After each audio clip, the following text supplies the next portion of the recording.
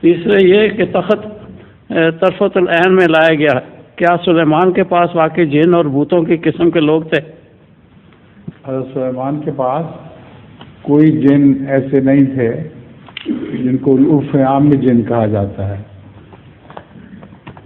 غیر معمولی پہاڑی لوگ بڑی بڑی طاقتوں والے بھی جن کہلاتے ہیں.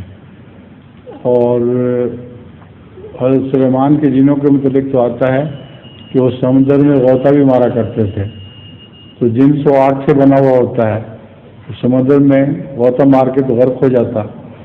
تو اس لیے یہ قرآن کریم کے محاوروں کو سمجھنا چاہیے. اللہ تعالیٰ نے یہ حکمت کا کلام کیا ہے، اور بعض جگہ حکمت کی باتوں کو غوطہ خوری کر کے سمجھنا چاہیے.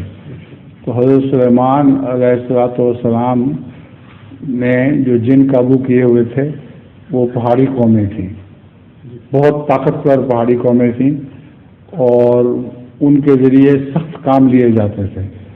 بڑی بڑی دیگیں چڑھائی جاتی تھیں، بہت بڑے بڑے کام بنوائے جاتے تھے جو عام جو زمینی لوگ ہیں، جو پہاڑی لوگ نہیں ہیں، ان کی طاقت سے بالا تھے. تو یہ مراد ہے جن سے. ٹھیک ہو، اچھا بس ٹھیک ہے، ہو گیا. جی سارے سوال ہو گئے ہیں جی بس.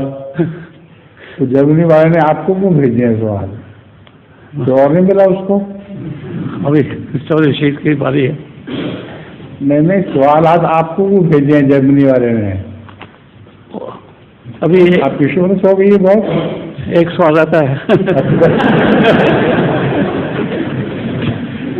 وہ کر لیں گے، وہ پھر کر لیں گے، ابھی کر دیں.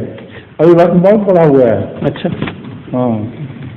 ظہور مہدی آخر